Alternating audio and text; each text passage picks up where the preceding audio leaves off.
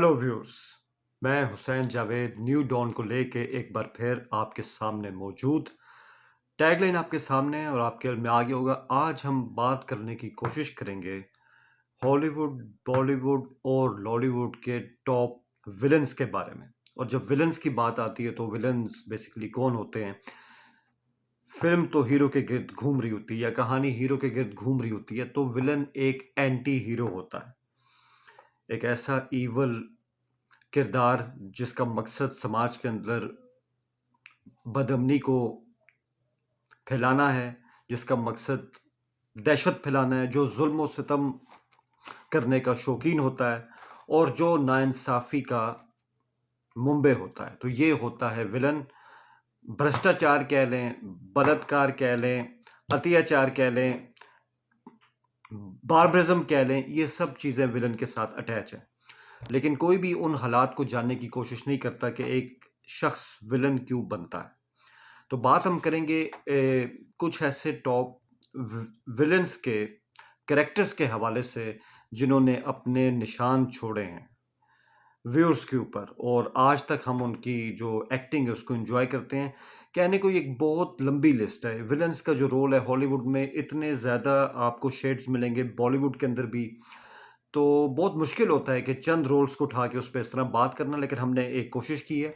और हो सकता है, और यकीनन कई इसमें किरदार हैं जो हम शायद उनका ज़िक्र वक़्त की कमी के बायस ना कर सकें, बट इसका ये मतलब नहीं है कि उनकी जगह नहीं है।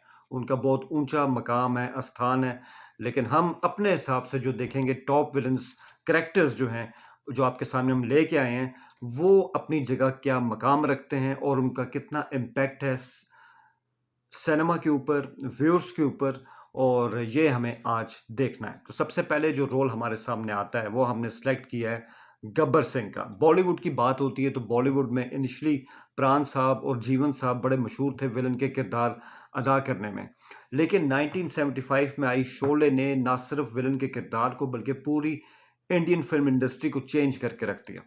और चेंज करने में अगर आप शोले फ़िल्म देखें, मल्टी स्टार कास्ट की फ़िल्म है, मगर एक उसमें किरदार था जो पूरी फ़िल्म का हॉलमार्क साबित हुआ, और वो था गब्बर सिंह का, जो कि फ़िल्म में एक विलन का किरदार था, एक डाकुओं के सरदार का किरदार था, जिसको अमजद खान ने अदा किया।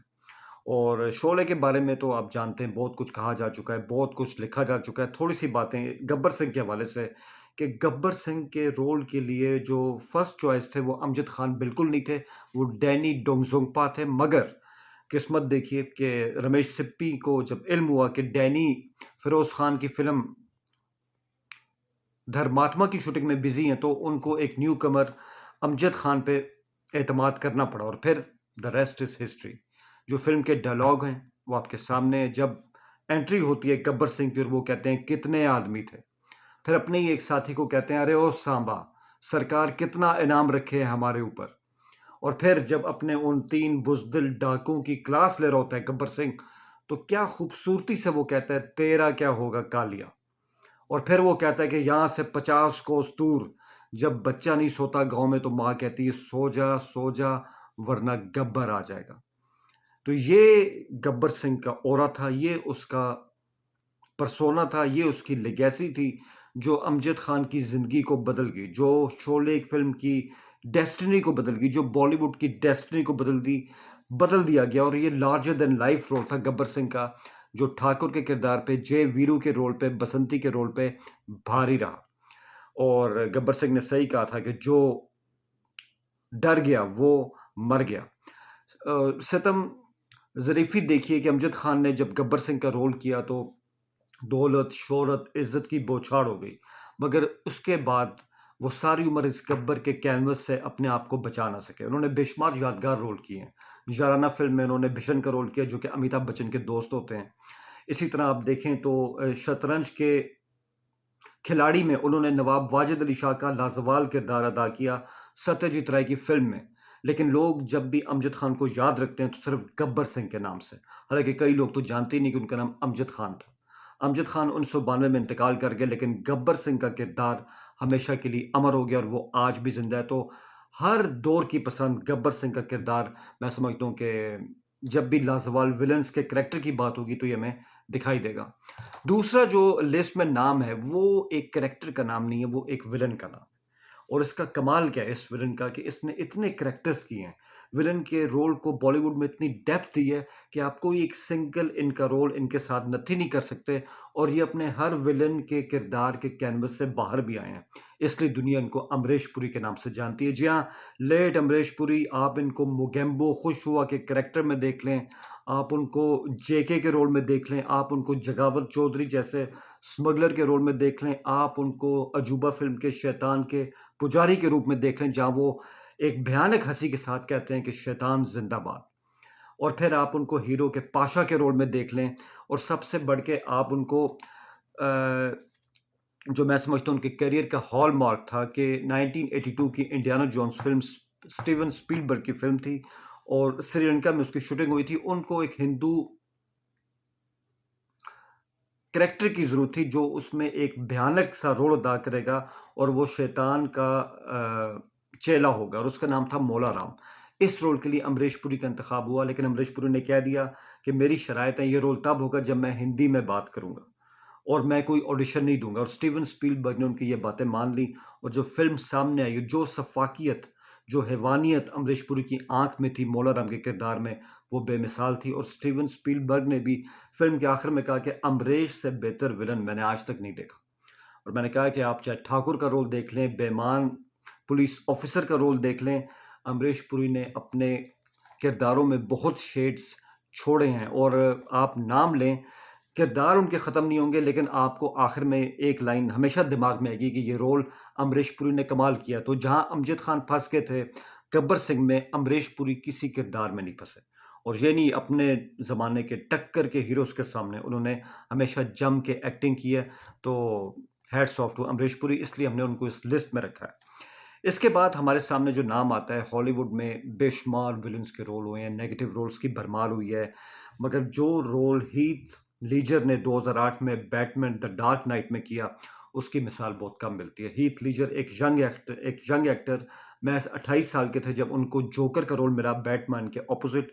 जोकर का रोल जो बज़ाहिर तो बहुत ज़्यादा मज़ाक का रोल रखता है, उसमें आपको ह्यूमर दिखाई देता है, आप ह्यूमर एक्सपेक्ट करते हो, लेकिन उन्होंने दिखाया कि ये जोकर ज़िंदगी के बारे में कितना क्लियर है और कितनी ज़्यादा शफ़ाफ़ियत है इसके मकासद में।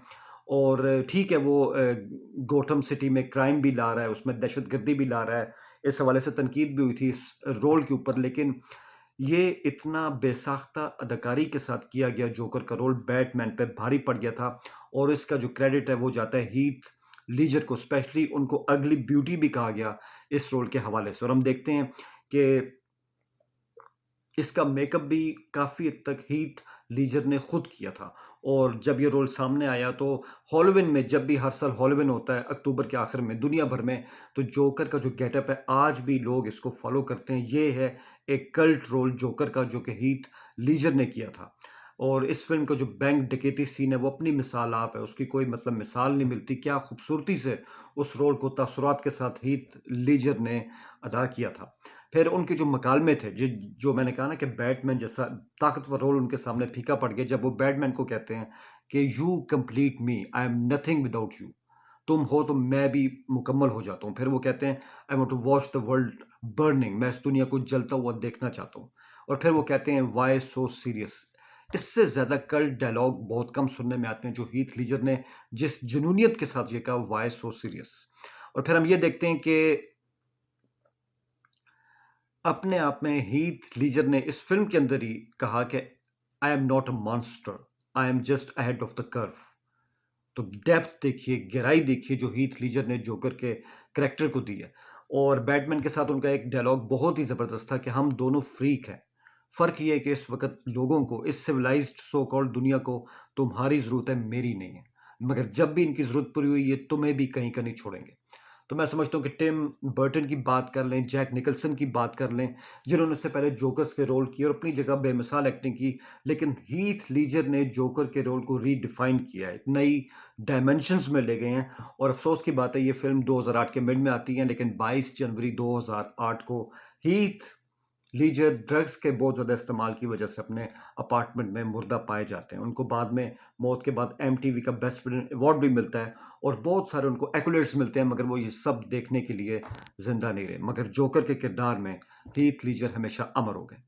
इसी तरह एक और रोल जो हॉलीवुड के हवाले से ही है और मैं समझता हूँ कि उसकी ब्यूटी ये कि 1961 जैसे दौर में, बल्कि 1960 में फ़िल्म आती है साइको, और उसमें जो एक रोल किया एंथनी परकिंस ने, नॉर्मन बेट्स का, वो अपनी मिसाल आप था। अब इमेजिन करें, ब्लैक एंड वाइट मूवी है और बेट्स मोटल है और वहाँ पे नॉर्मन बेट्स है। एक ऐसा बंदा जो बेज़रर है, जो आपके साथ कोई भी आपको समाज में लोग मिलते हैं जो बेज़रर होते हैं, बिल्कुल आप कहते हैं कि इससे हमें कोई ख़तरा नहीं हो सकता और आपको काफ़ी बेहतर भी लगते हैं, मगर उसके अंदर कितनी बड़ी शैतानियत छुपी थी, ये साइको फ़िल्म में दिखाया गया। और ये क्या कमाल रोल किया एंथोनी ने नॉर्मन बेट्स के रोल में। स्पेशली कौन उस शावर सीन को भुला सकता है कि जिस वहशत के साथ, बर्बरियत के साथ, बेरहमी के साथ ये रोल उस वक़्त एंथोनी ने शावर सीन के अंदर किया, उसकी कोई मिसाल नहीं मिलती। वो बेमिसाल रोल था और सीरियल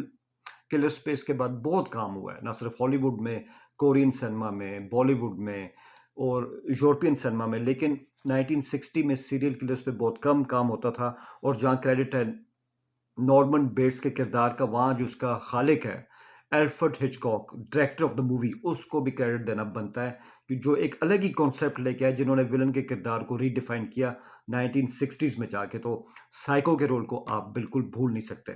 फिर बात करते हैं हाल ही अरसे में अपने हमने देखा है कि पाकिस्तान के अंदर तुर्की के ड्रामे अक्सर नशर होते हैं। एक हिस्टोरिकल ड्रामा अर्तुगरुल जो शोरा आफाक ड्रामा रहा, उसमें एक रोल था एक मंगोल सरदार का जो कि बारस नामी तुर्क एक्टर ने किया और वो रोल था नोयान का, एक मंगोल सरदार। क्या उसकी कातलाना सिफ़्त थी, क्या उसकी एक जुनूनियत थी, उसकी हैवानियत थी, जब वो एक ट्रांस में जाता था, जब उसके सामने मज़हबी मंगोल म्यूज़िक बजता था दफ़ के साथ, उसकी क्या कैफ़ियत होती थी। उसके बाद किस बेरहमी से वो बेगुनाहों से लेके अपने दुश्मन सिपाहियों का कत्लेआम करता था। फिर उसके सामने मर्द आ रहा है या औरत आ रही है, उसको उससे कोई गज़ नहीं, उसने सरों के मीनार बनाने होते थे। ये रोल किया नोयान ने और अर्तुगरुल जैसे मज़बूत रोल के आगे नोयान जैसा विलन हमें ना इससे पहले कभी दिखाई दिया, ना इसके बाद दिखाई दिया। तो यहाँ पे हम कह सकते हैं कि जो नोयान का किरदार बारिश ने अदा किया था, इसकी कोई मिसाल नहीं मिलती। स्पेशली जो उसका बैकग्राउंड म्यूज़िक है, मैं समझता हूँ कि वो नोयान के रोल को चार चाँद लगाता है। और जब भी बेहतरीन विलन्स की बात आएगी, आप नोयान को अर्तुगरुल के सीज़न में बिल्कुल भी इग्नोर नहीं कर सकते। और मैं समझता हूँ कि कहीं-कहीं उसमें इतने ज़ुल्म-सितम के बावजूद थोड़ी-सी इंसानियत थी कि वो अपनी बहन को लेके बहुत ज़्यादा सीरियस था, उसके तहफ़्फ़ुज़ के लिए।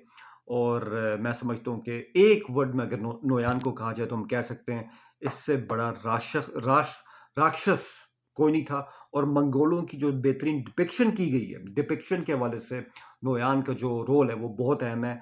और सफाक, बिल्कुल सफाक, इसके आगे अल्फाज ख़त्म होते हैं। आखिर में बात करते हैं लॉलीवुड की। तो लॉलीवुड में विलन्स के हवाले से जो किरदार आया है, जो मैं समझता हूँ वो एक ही किरदार है, आजकल दोबारा उसकी धूम मची है और वो है नूरी नत का। जी हाँ, मौला जट मूवी जो 1979 में आई, मुस्तफ़ा कुरैशी सुल्तान रही और मुस्तफ़ा कुरैशी ने एंटी हीरो का रोल अदा किया पंजाब की धरती के अंदर नूरी नत का। और मज़े की बात है कि फ़िल्म के दूसरे हाफ में उनकी एंट्री होती है और अपने ज़बरदस्त मैनरिज़्म के बायस मुस्तफ़ा कुरैशी छा जाते हैं जब वो कहते हैं नवा है सोहणिया। तो मैं समझता हूँ कि क्या ज़बरदस्त उनकी इसमें अदाकारी थी और नूरी नत का किरदार अमर हो गया था उस फ़िल्म के ज़रिए। अब आप देखिए कि उस फ़िल्म के इतने अरसे बाद, तकरीबन 41-42 साल के बाद फ़िल्म आती है the legend of Maula Jatt 2022 में, और वही नूरी नत का किरदार फ़िल्म के सेकंड हाफ में आता है जहाँ हमज़ा अली बासी नूरी नत का किरदार प्ले करते हैं। और मैं समझता हूँ कि हमज़ा अली बासी के लिए बहुत बड़ा चैलेंज था कि वो मुस्तफ़ा कुरैशी जैसे लेजेंड का रोल कैसे अदा कर पाएँगे, क्योंकि उनके एक तो उनसे डेल-डोल नहीं मिलता, शक्ल नहीं मिलती। हाँ, आवाज़ उनकी भी बहुत ज़्यादा बैरीटोन वॉइस थी, लेकिन हमज़ा बासी के लिए चैलेंजेस बहुत थे। गेटअप बिल्कुल चेंज था, एनवायरनमेंट चेंज था, फ़िल्म की स्टोरी चेंज थी। तो लग रहा था कि अगर ये नूरी नत का किरदार हमज़ा अली बासी अदा ना कर पाए, तो ये फ़िल्म बैठ जाएगी। मगर हमने देखा कि हमज़ा अली बासी ने 42 साल बाद नूरी नत को दोबारा अमर कर दिया। क्या ज़बरदस्त रोल किया। पहली पाकिस्तानी फ़िल्म जो 100 करोड़ का बैरियर तोड़ने में कामयाब हुई है। तो hats off to Hamza Ali Abbasi और नूरी नत के जो डायलॉग हमज़ा ने बोले कि ए धरती नद दे खून नू कदों वेखेगी। फिर उसके बाद नवा आया सोनिया, जिस स्टाइल में हमज़ा अली बासी ने कहा, हमें मुस्तफ़ा कुरैशी साहब याद आ गए। और मुस्तफ़ा कुरैशी साहब के और भी एक कमाल के इसमें मकालमे रहे हैं। जैसे उन्होंने कहा है कि मैनू कोई लभ्या नहीं जेड़ा साडी खल ते निशान ते पाए और जेडे कोलों लड़के सानू साह ते चढ़े। मतलब क्या ज़बरदस्त किस्म के मकालमे थे नासिर अदीब साहब के, जो मकालमे उन्होंने मुस्तफ़ा कुरैशी साहब के लिए 1989 में लिखे, वही मकालमे उन्होंने उससे भी ज़्यादा जोश के साथ the legend of Maula Jatt में लिखे। और मैं समझता हूँ कि हमज़ा अली बासी ने हक अदा कर दिया और यही वजह है कि पाकिस्तानी सिनेमाज में पाकिस्तानी फिल्म व्यूअर्स के लिए the legend of Maula Jatt से बड़ी कोई फीस नहीं आई। तो नूरी नत का करैक्टर जब लॉलीवुड की हिस्ट्री की बात होगी तो हमारी इस छोटी सी इंडस्ट्री का सबसे बड़ा विलन का करैक्टर रहेगा। तो ये एक मुख्तसर एक शॉर्ट ब्रीफ जायज़ा था टॉप विलनस रोल्स के हवाले से। और राक्षस कह लें, एंटी हीरो कह लें, विलन कह लें, बुरा आदमी कह लें, हर विलन के पीछे हीरो की तरह कुछ ऐसे हालात होते हैं जो माशरे में उसको उस मकाम पे ले जाते हैं जहाँ उसको या तो मर जाना होता है या फिर उसको नाजायज़ काम करके आगे बढ़ना होता है। और विलन अपने सर्वाइवल के लिए वो नाजायज़ काम करने पर मजबूर हो जाता है। तो हर विलन के पीछे भी कोई ना कोई कहानी होती है। तो यही हमें जोकर में दिखाई दिया, ये हमें साइको में दिखाई दिया, यही चीज़ हमें नूरी नत में, गब्बर सिंह में और अमरीश पुरी के लातादाद किरदारों में दिखाई दी।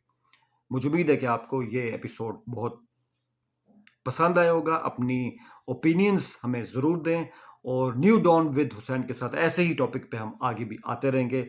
All the best.